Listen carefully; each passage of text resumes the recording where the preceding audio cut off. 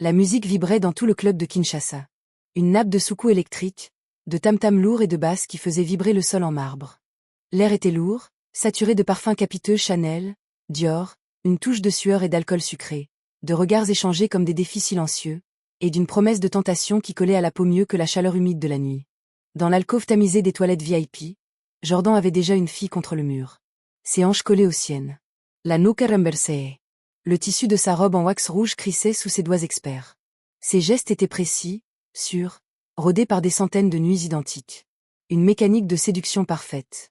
Elle tremblait déjà non pas par amour, non pas par désir véritable, mais parce que tout Kinshasa, de Gombe aux rives boueuses du fleuve, connaissait Jordan. Connaissait son nom, son odeur, son argent, son pouvoir. Et ce pouvoir, ce soir, la possédait tout entière. Elle ferma les yeux.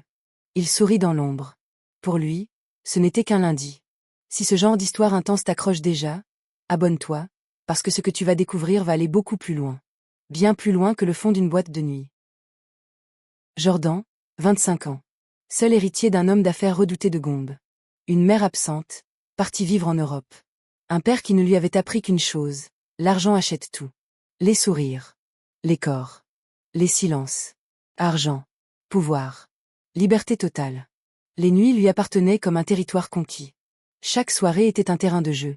Chaque regard féminin une invitation silencieuse qu'il n'avait même pas besoin de déchiffrer. Il ne séduisait pas, il capturait. Il avait l'art de faire plier les plus fiers, de faire fondre les plus distantes. Il était le prédateur parfait dans une jungle de verre, de velours et de faux-semblants. Son appartement, un pantouse au sommet d'une tour de verre, était un sanctuaire de luxe froid. Canapé en cuir blanc, bar en onyx, vue imprenable sur le fleuve Congo. Mais derrière ces murs impeccables, un vide habitait.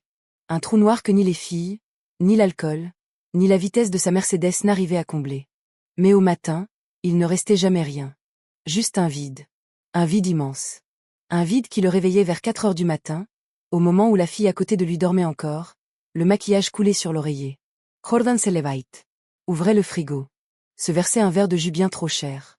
Regardait Kinshasa qui s'étendait sous lui, parsemé de lumières vacillantes. Et il se sentait perdu. Pourtant, personne ne le voyait ainsi.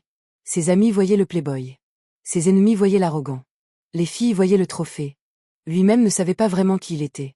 Dis-moi en commentaire. Tu penses que ce genre de vie finit toujours par se retourner contre quelqu'un? Son lit, un king size en satin noir acheté à Dubaï, changeait de visage chaque nuit. Un mannequin à la peau glacée venu de Pretoria. Une étudiante en droit aux yeux brûlants de Mbujimayi. La femme d'un diplomate européen, qui appelait son mari avant de franchir la porte. Une chanteuse de rumba aux courbes généreuses, dont la voix résonnait encore dans la salle de bain. Mais lui, restait le même, insatisfait. Un vide grandissant, comme un puits qu'il creusait chaque nuit un peu plus.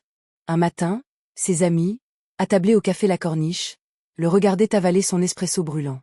Malik, son meilleur ami depuis l'enfance, posa lentement sa tasse. Il connaissait Jordan mieux que personne. Il voyait au-delà du masque. Un jour, tu vas tomber sur une femme qui va te calmer. Une vraie. Pas une de ces poupées. Une qui te regardera dans les yeux et qui ne tremblera pas. Jordan Red.